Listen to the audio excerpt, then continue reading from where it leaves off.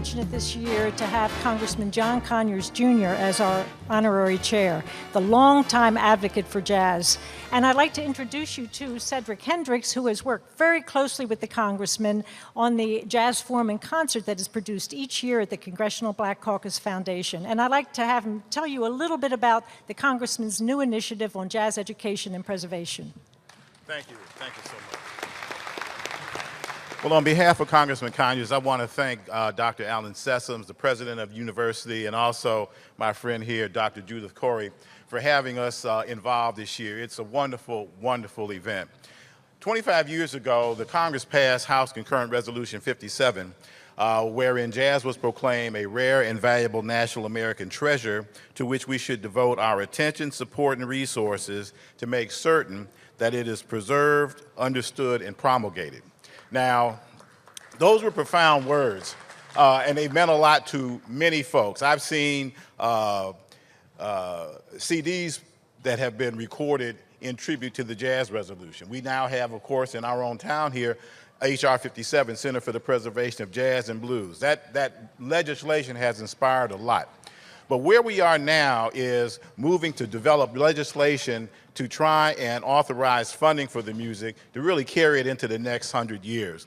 The preservation part would provide some resources to the Smithsonian Institution, which is our nation's treasure chest, and encourage it to work with institutions like the Felix Grant Jazz Archives here to make sure that all of the artifacts of jazz are kept here in America. I've had the good fortune of being down at the Smithsonian holding one of Duke Ellington's Grammys. I've been at the Smithsonian where I've observed but not held the original score of John Coltrane's A Love Supreme. Those are things that we need to keep here. Now, the education part of the bill would provide funding for the Department of Education to promote the development and marketing of jazz curriculum so that students at the elementary, secondary, and collegiate levels can continue to study this music and present programs like we're enjoying here tonight. And finally, the third title of the bill is going to deal with promulgation. Now, what is that?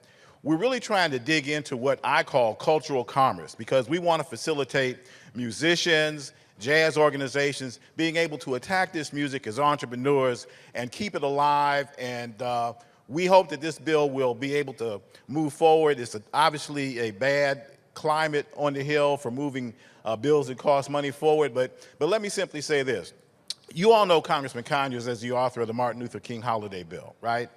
He introduced that bill 4 days after Dr. King was assassinated. It took 15 years to get that bill passed, but this year, we celebrated the King holiday for the 25th time.